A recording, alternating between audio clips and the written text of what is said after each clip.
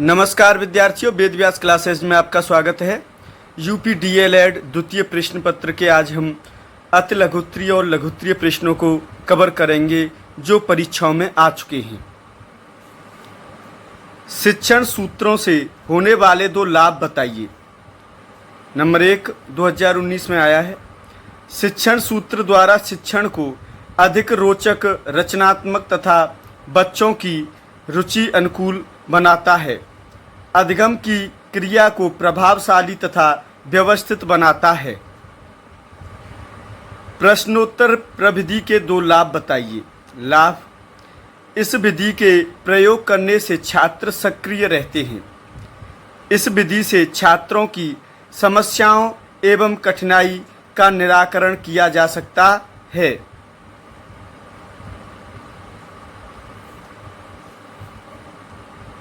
काठिन्य निवारण किस विषय वस्तु की पाठ्य योजना का घटक है? ये क्यों किया जाता है? काठिन्य निवारण व्याख्या कौशल का घटक है। व्याख्या कौशल का प्रयोग साहित्य तथा भाषा विज्ञान में शब्द व्याख्या, भाषण व्याख्या आदि के लिए किया जाता है। व्याख्या एक ऐसी युक्ति है जिससे किसी शब्द या कथन को सरल बनाकर बालकों को समझाया जाता है। व्याख्या में कठिन शब्दों की जगह सरल शब्द बनाए जाते हैं और जटिल विचारों को छात्रों के अनुभूत भावों से प्रस्तुत किया जाता है तथा सभी कठिनाइयों को सरलतापूर्वक प्रस्तुत किया जाता है। नेक्स्ट इस पेज पर, हाँ ये देखिए 2023 में आया है। देखो प्रश्न,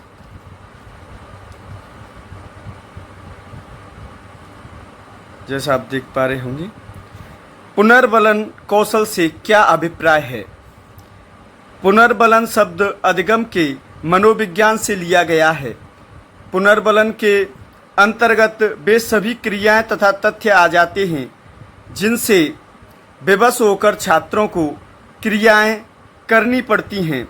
अध्यापक का आदेश, स्वयं की इच्छा, बड़ों का सम्मान तथा सामाजिक मर्यादा से प्रभावित होकर जो कार्य किए जाते हैं वे सभी पुनर्बलन के अंतर्गत आते हैं। पुनर्बलन आनंदवादी सिद्धांत पर आधारित है जिसके अंतर्गत व्यक्ति वांछित व्यवहार को दोहराता है तथा अवांछित व्यवहार को दूर करता है। अतः पुनर्बलन सीखने की एक आवश्यक स्थिति है। पुनर्बलन में उन उद्दीपनों का प्रयोग करते हैं जिनके प्रस्तुतिकरण से अथवा हटाने से किसी अनुक्रिया के होने की संभावना बढ़ जाती है। और नेक्स्ट देखते हैं विद्यार्थियों। यहाँ कुछ प्रश्न आए हैं आपके।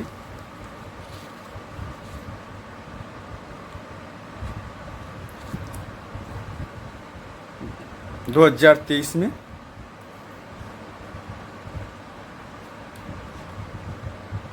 शिक्षण में प्रश्नोत्तर प्रविधि का क्या महत्व है? इस प्रविधि के छात्र सक्रिय रहते हैं, ज्ञान प्राप्त करने हेतु उत्सुक रहते हैं तथा पाठ का विकास करने में सहायता मिलती है। इस कारण शिक्षण में प्रश्नोत्तर प्रविधि महत्वपूर्ण है। बहुस्तरीय कक्षा शिक्षण किसे कहते हैं?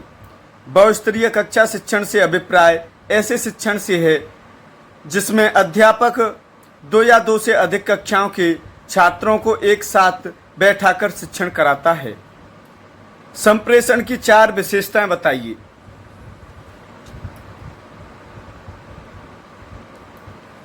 संप्रेषण की विशेषताएं: नंबर 1 परस्पर विचारों एवं भावनाओं का आदान प्रदान होता है। यह द्विवादी प्रक्रिया है, एक संदेश देने वाला और दूसरा संदेश ग्रहण करने वाला। यह प्रक्रिया उद्देश्यपूर्ण होती है। इसमें अनुभवों की साझेदारी होती है। बाल केंद्रित शिक्षण का क्या अर्थ है? बाल केंद्रित शिक्षा में बालक को केंद्र बिंदु में रखकर शिक्षा दी जाती है।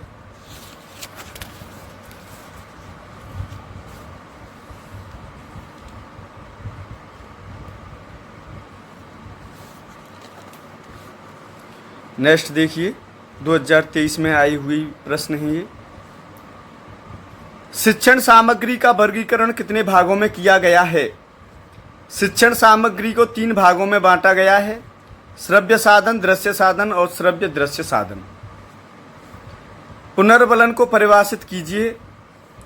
पुनर्बलन सीखने की एक आवश्यक स्थिति है। पुनर्बलन में उन उद्दीपनों का प्रयोग करते हैं जिनके प्रस्तुतिकरण से या हटाने से किसी अनुक्रिया के होने की संभावना बढ़ जाती है।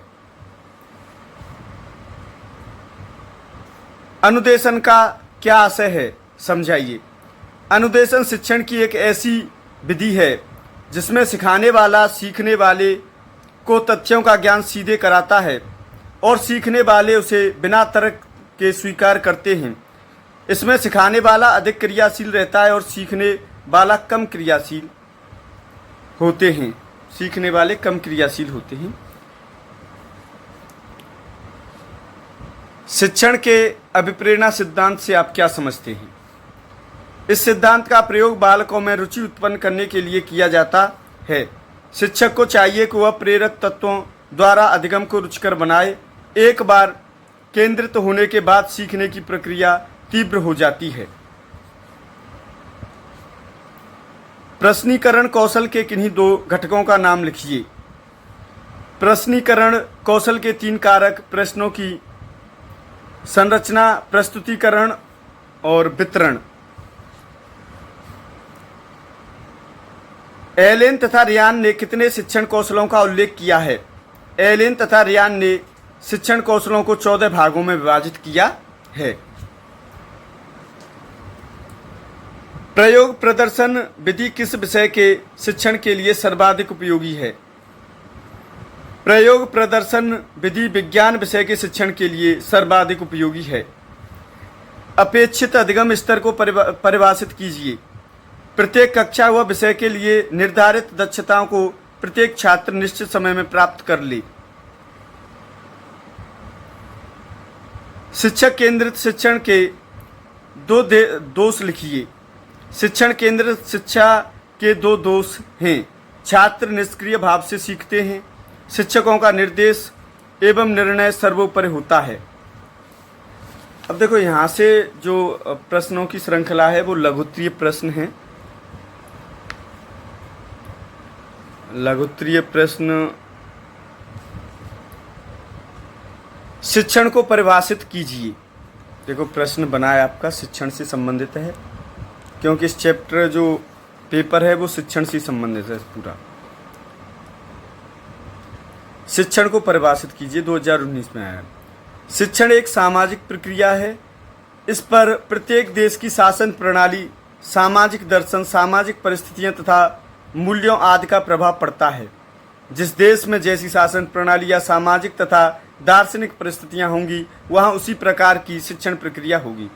शिक्षण शब्द अंग्रेजी के टीचिंग शब्द का हिंदी रूपांतरण है।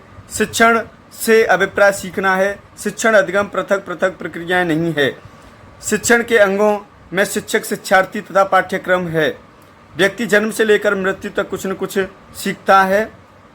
जब वह किसी भी उद्दीपक अर्थात व्यक्ति, वस्तु, स्थान, वातावरण आदि के संपर्क में आता है, उससे वह सीखता रहता है, जिसके परिणाम स्वरूप उसके व्यवहार में परिवर्तन होता रहता है और उसके व्यवहार में परिपक्वता आ जाती है और उसका व्यवहार समाज द्वारा वांछनीय व्यवहार में बदल जाता है। शिक्षण की परिभाषाएं। अब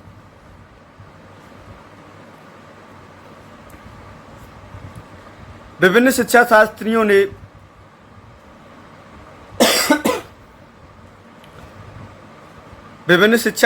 ने शिक्षण की परिभाषाएं निम्न प्रकार दी हैं। रायबर्न, आपने शिक्षण को स्पष्ट करते हुए लिखा है कि शिक्षण के 3 बिंदु हैं: शिक्षक, विद्यार्थी, पाठ्यवस्तु। इन तीनों के बीच संबंध स्थापित करना ही शिक्षण है।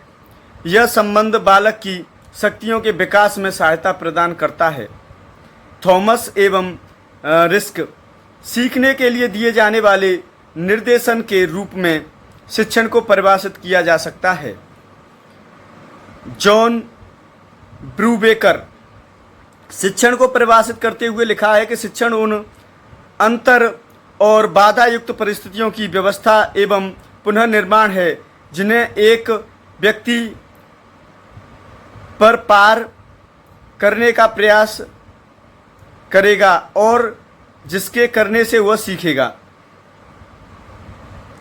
इस प्रकार उपरोक्त परिभाषाओं से स्पष्ट है कि शिक्षण वह प्रक्रिया है जो किसी न किसी प्रकार से बालक के व्यवहार पर प्रकाश डालती है, क्योंकि शिक्षण में शिक्षक द्वारा की गई प्रत्येक क्रिया का लक्ष्य छात्रों को सिखाने से संबंधित होता है, जिससे परिणाम स्वरूप उस बालक के व्यवहार में अपेक्षित परिवर्तन होता है। शिक्षण प्रक्रिया में शिक्षक छात्र पाठ्यक्रम तीनों बिंदुओं का समायोजन होता है।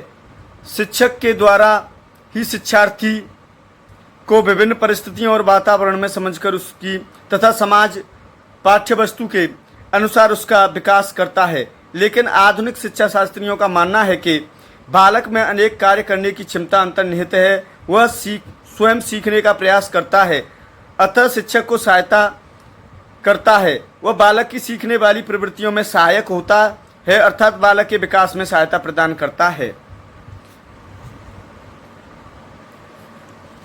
नेक्स्ट देखते हैं, शिक्षण एवं प्रशिक्षण में अंतर बताइए। प्रशिक्षण से क्या अभिप्राय है?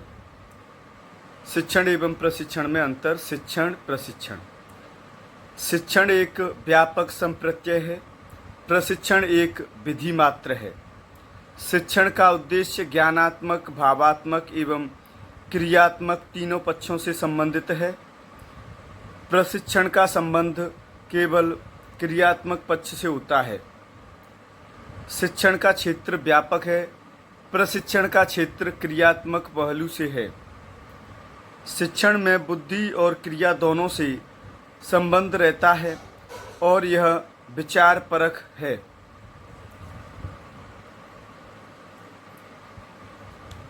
प्रशिक्षण का क्षेत्र क्रियात्मक पहलू से है, प्रशिक्षण क्रियापरक है। अच्छे शिक्षण के परिणाम प्रभावशाली शिक्षण है। प्रशिक्षण की पहचान कार्य को अधिक कुशलता से करना है। तो देखो, अंतर अधिकतर परीक्षाओं में पूछे जाते हैं और यह जो प्रश्न है वो 23 और 22 में आया है। नेक्स्ट देखिए, 2019 में उत्तम शिक्षण की विशेषताएं। तो देखो, उत्तम शिक्षण, ये थोड़ा सा प्रश्न बड़ा है, तो इसकी हेडिंग आप देख लीजिए और इसको पढ़ना चाहो तो पढ़ लेना, स्क्रीनशॉट ले लेना। शिक्षण सुनियोजित होना चाहिए, इसकी कुछ हेडिंग है। शिक्षण सुझावात्मक होना चाहिए।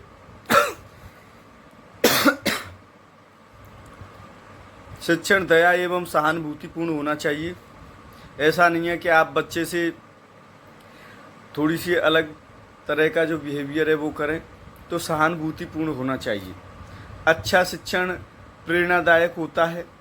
अच्छे शिक्षण में व्यक्तिगत भिन्नताओं को ध्यान में रखा जाता है। आप हेडिंग डाल दोगे, उससे ही आपका काम हो जाएगा। शिक्षण प्रजातंत्रीय होना चाहिए। शिक्षण प्रगतिशील होना चाहिए। शिक्षण निर्देशात्मक होना चाहिए। इस प्रकार के उसमें गुण होने चाहिए अच्छे शिक्षण में। और देखो, शिक्षण निदानात्मक एवं उपचारात्मक होना चाहिए। इनको आपको ध्यान में रखना है। नेक्स्ट जो प्रश्न है आपका, ब्लूम द्वारा संपादित शिक्षण के उद्देश्य बताइए। ब्लूम द्वारा संपादित शिक्षण के उद्देश्य। ब्लूम ने विभिन्न उद्देश्यों का विभाज्य करते हुए 3 भागों में विभाजित किया है, ज्ञानात्मक, भावात्मक और क्रियात्मक। शिक्षा में इनके उद्देश्यों का व्यापक क्षेत्र हो जाता है तथा शिक्षण में इन्हीं उद्देश्यों का प्रचलन वर्तमान में हो रहा है। आपने उद्देश्यों के निर्माण हेतु निम्न सुझाव दिए हैं। नंबर 1, प्रत्येक विषय को प्रकृति भिन्न होती है तथा विषयों में उद्देश्य भी अलग अलग होते हैं। जैसे सामाजिक विज्ञान के शिक्षण ज्ञानात्मक तथा भाषा शिक्षण में क्रियात्मक पक्ष का पहल होता है। समाज की सांस्कृतिक, आर्थिक एवं राजनैतिक परिस्थितियों को ध्यान में रखकर शिक्षण उद्देश्य निर्मित किए जाएं तो हितकर होते हैं। छात्रों के विकास क्रम तथा विभिन्न स्तरों को ध्यान में रखकर शिक्षण उद्देश्य निर्मित होने चाहिए। एक ही पाठ्यपुस्तक को विभिन्न स्तरों पर शिक्षण में कार्य किया जाता है, क्योंकि प्रत्येक स्तर पर आवश्यकताएं एवं क्षमताएं अलग होती हैं। ब्लूम के अनुसार शिक्षण उद्देश्य के प्रकार। ब्लूम ने शिक्षण के उद्देश्यों को 3 भागों में विभाजित किया है, जो भी आया था आपका। ज्ञानात्मक उद्देश्य, भावात्मक और क्रियात्मक उद्देश्य।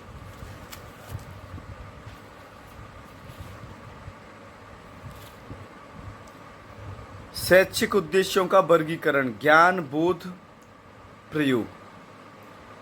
विधि एवं प्रविधि में अंतर स्पष्ट कीजिए। 2023 में आया है प्रश्न। तो इन्होंने इस प्रकार का चार्ट नहीं बनाया। विधि और प्रवृत्ति इस प्रकार लिखने से थोड़े से मार्क्स जो आते हैं वो अच्छे आते हैं, तो आप इसको उसी प्रकार लिखने की कोशिश करना, लाइन खींच के बीच में। नंबर 1 देखिए, विधि का अपना स्वतंत्र अस्तित्व होता है, जबकि प्रविधि इस बात पर निर्भर करती है। विधि की एक सामान्य संरचना होती है, जबकि प्रविधि की संरचना विधि की संरचना पर निर्भर करती है। विधि का रूप व्यापक होता है, जबकि प्रविधि उसमें प्रयुक्त होने वाला अंश है। शिक्षण में सामान्यतः एक बार में एक ही विधि का प्रयोग होता है, किंतु उसमें आवश्यकता अनुसार कई प्रविधियों को प्रयोग किया जा सकता है। विधि की सफलता पर ही प्रविधियों की सफलता निर्भर करती है। शिक्षण विधि कार्य की वह सामान्य योजना है जिसका निर्धारण किसी विशेष शैक्षिक परिणाम या उद्देश्य की प्राप्ति के लिए किया जाता है। अतः शिक्षण विधि शैक्षिक उद्देश्यों से संबंधित है, जबकि शिक्षण प्रविधि शिक्षण के उद्देश्य तक पहुंचने में शिक्षण विधि को सहायता करती है, अर्थात यह उद्देश्य के लक्ष्य की प्राप्ति तक पहुंचाने का मार्ग बनाती है।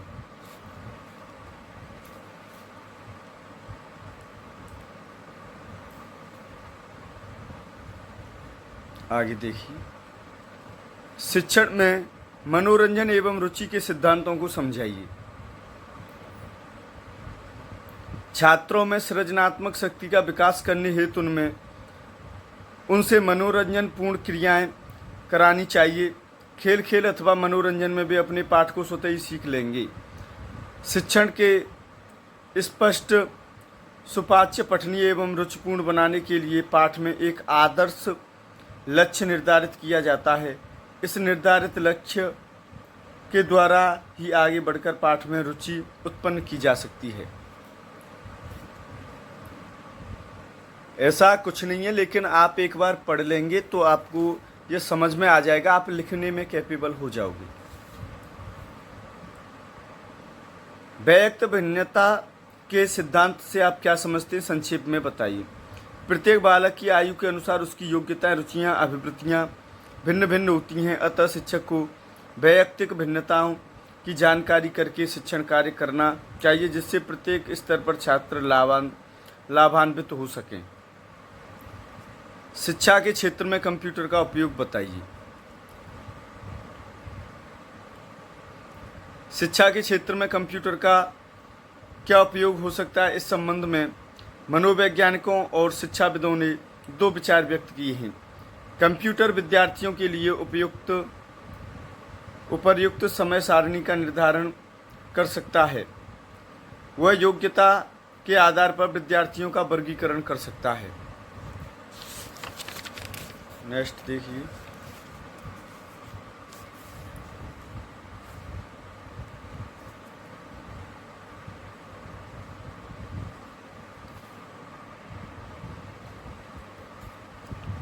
कंप्यूटर विद्यार्थियों को प्रगति संबंधी रिपोर्टों को अच्छी प्रकार से संभाल कर रख सकता है और उनसे संबंधित गोपनीयता बनाए रखता है।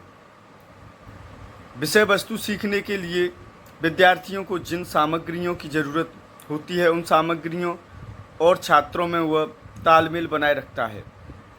पॉइंट नंबर 5, विद्यार्थियों से संबंधित जितनी भी आवश्यक सूचनाएं हैं उसका यह संग्रह कर आवश्यकता पड़ने पर विद्यार्थियों के पथ प्रदर्शक के लिए अध्यापकों, परामर्शदाताओं तथा अन्य संबंधित व्यक्तियों को दे सकता है। सीखने की दृष्टि से कंप्यूटर शिक्षण सामग्री को छात्र विशेष या छात्रों के दलों में बांट सकता है। 7वां नंबर, किसी भी शिक्षण संस्थान में प्रशासनिक समस्याएं जटिल होती जा रही हैं। इन्हें कंप्यूटर के माध्यम से विभिन्न युक्तियों का प्रयोग करके कुछ समय में सुलझा दिया जाता है तथा नियुक्ति, प्रोन्नति, चयन, परीक्षा, चयन सूची आदि।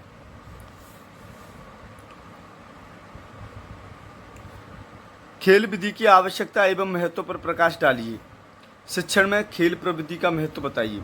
खेल विधि, बालक स्वाभाविक रूप से खेलने में रुचि लेते हैं। वे खेल के द्वारा ही अपनी इच्छाओं की प्रवृत्तियों को प्रकट करते हैं। बालक खेलने में विशेष रुचि लेते हैं। बालक के जीवन में खेल का विशेष महत्व है। बालकों के जीवन में खेल का इतना महत्व होने के कारण बालकों को शिक्षा देने के लिए खेल विधि का आविष्कार किया गया है।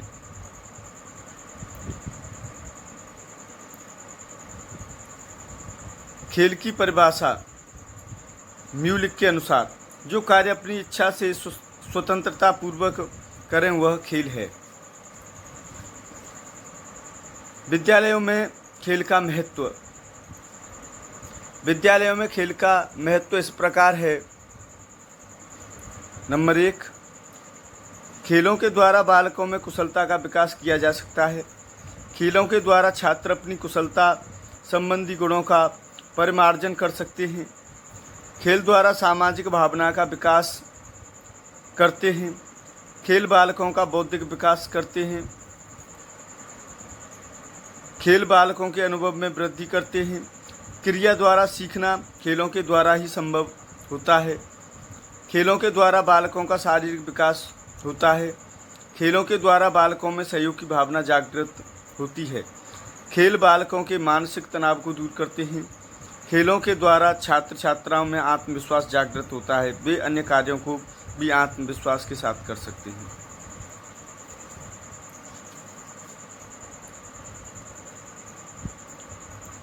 बहुस्तरीय शिक्षण का अर्थ स्पष्ट कीजिए। बहुस्तरीय शिक्षण विधि का अभिप्राय एक ऐसे शिक्षण से है जिसमें शिक्षक 2 या 2 से अधिक कक्षाओं के छात्रों को एक साथ बैठाकर उनकी वैयक्तिक रुचियों,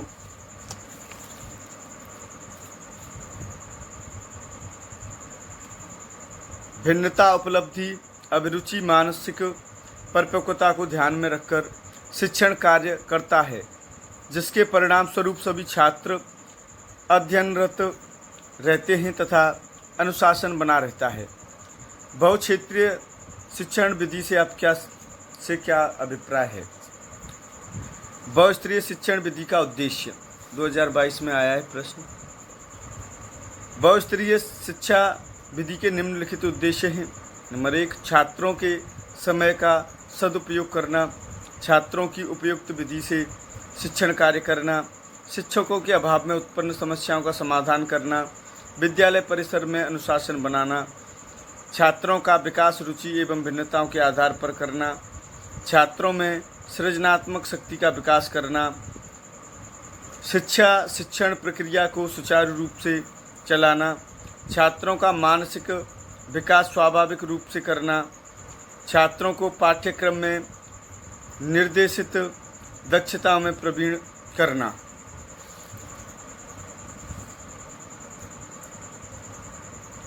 शिक्षण में उपचारात्मक एवं निदानात्मक शिक्षण को स्पष्ट कीजिए या इनमें अंतर स्पष्ट कीजिए।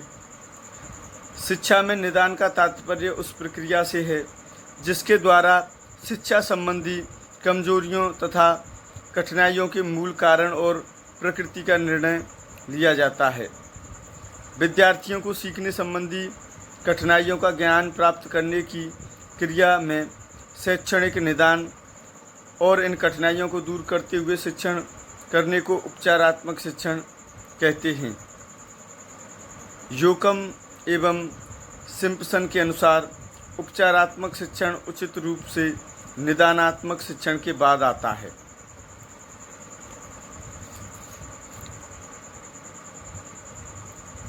एक अच्छी प्रस्तावना के 2 गुणों का उल्लेख कीजिए। अच्छी प्रस्तावना के गुण।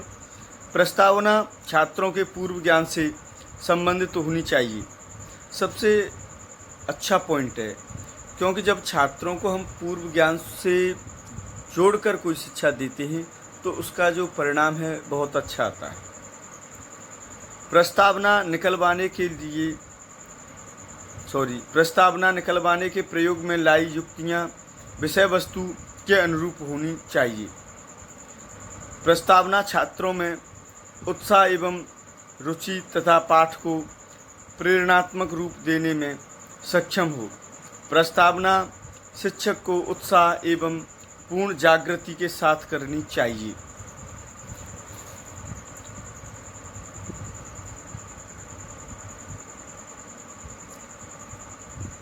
शिक्षण के मूलभूत सिद्धांत। तो शिक्षण में नियोजन के सिद्धांत से आप क्या समझते हैं? किन्हीं 2 शिक्षण के सिद्धांतों का उल्लेख कीजिए और शिक्षण के मूलभूत सिद्धांत कौन से हैं? शिक्षण के मूलभूत सिद्धांत। छात्रों को समुचित शिक्षण प्रदान करने के लिए आधारभूत सिद्धांत निम्नलिखित हैं। प्रेरणा का सिद्धांत। इस सिद्धांत का प्रयोग बालकों में पाठ के प्रति रुचि उत्पन्न करने के लिए किया जाता है। प्रेरणा का संचार होने पर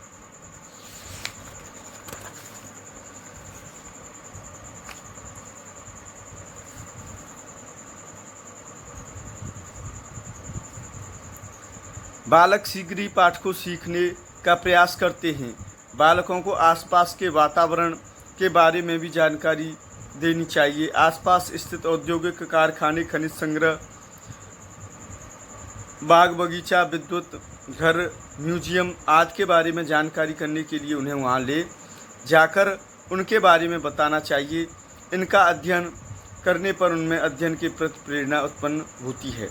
तो इसमें कुछ सिद्धांत हैं, नहीं तो वीडियो बहुत थोड़ा सा लंबा हो जाएगा।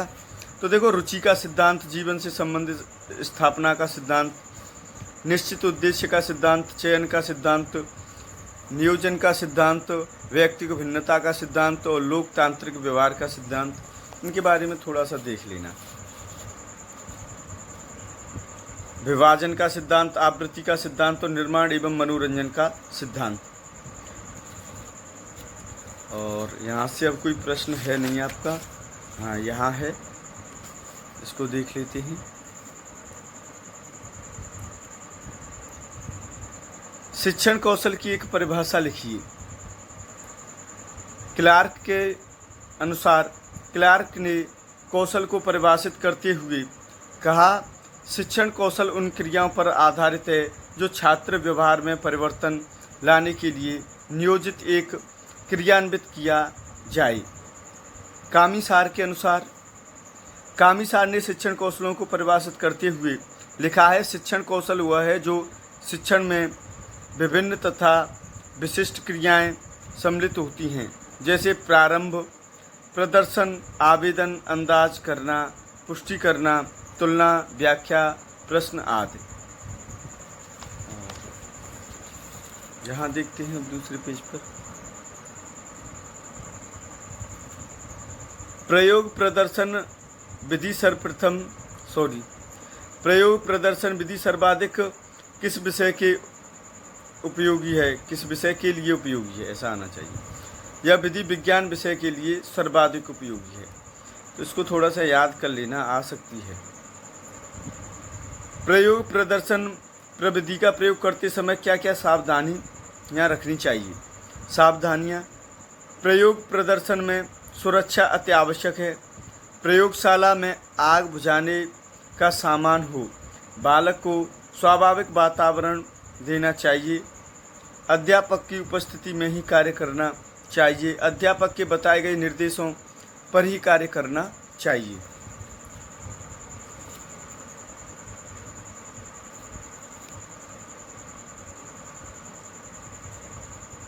खेल विधि पर आधारित शिक्षण पद्धतियों का उल्लेख कीजिए। अब देखो खेल विधि आपकी कौन कौन सी है। खेल विधि किंडरगार्टन विधि, मॉन्टेसरी विधि, डाल्टन विधि। कथन युक्ति को स्पष्ट कीजिए। कथन और युक्ति को स्पष्ट कीजिए। कहानी कथन प्रविधि। कहानी कहना एक विधि है, इसका प्रयोग विधि प्रविधि द्वारा दोनों रूपों में किया जाता है। कहानी विधि के अंतर्गत कथन, बातचीत, भाषण इत्यादि का समावेश रहना है। कहानी का कहने का अभिप्राय है बच्चों की भावनाओं उनके संवेगों को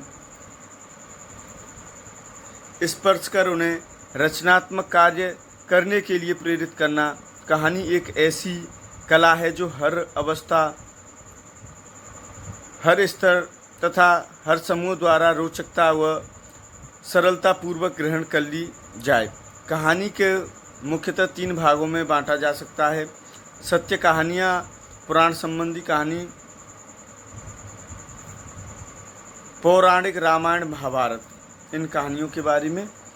तो ये कोई ख़ास बड़ा टॉपिक नहीं है, इसको थोड़ा सा आप देख लेना अपने स्तर से। और नेक्स्ट चलते हैं।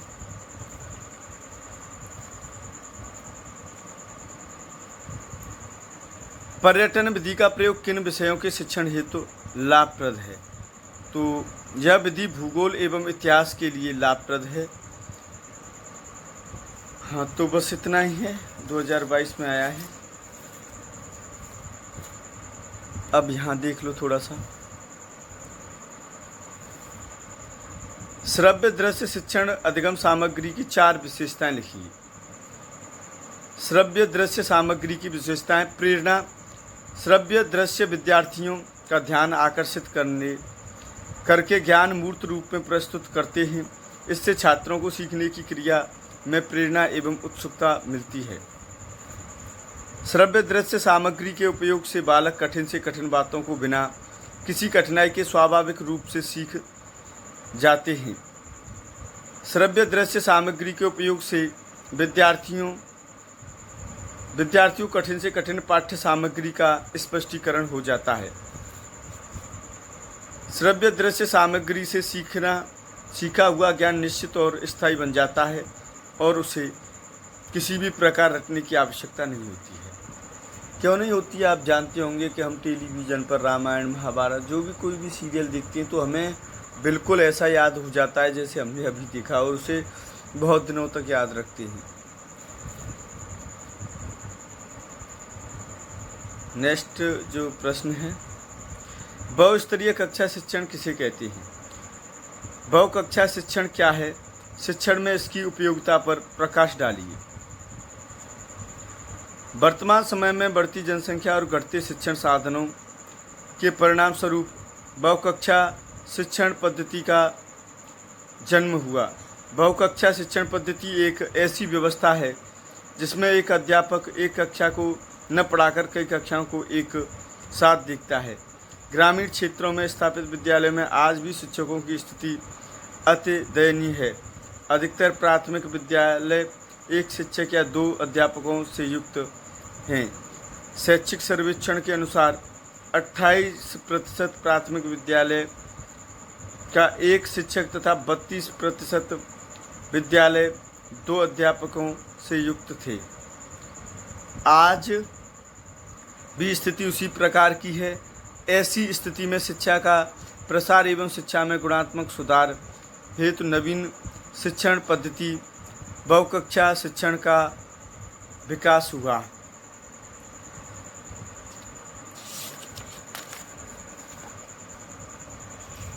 अब देखो यहाँ थोड़े से शिक्षण सूत्र आपके दिए गए हैं।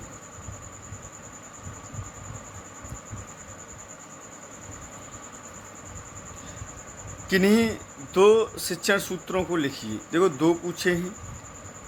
पूर्ण से अंश की ओर शिक्षण सूत्र को उदाहरण सहित समझाइए। और प्रमुख शिक्षण सूत्र कौन कौन से हैं, प्रत्येक का विस्तार से वर्णन कीजिए। तो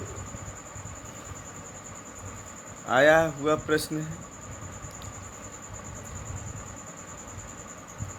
आज के लिए विद्यार्थियों बस इतना ही। इसको भाग 2 में कवर करने की कोशिश करेंगे, क्योंकि अब आवाज़ इतना साथ नहीं दे रही है।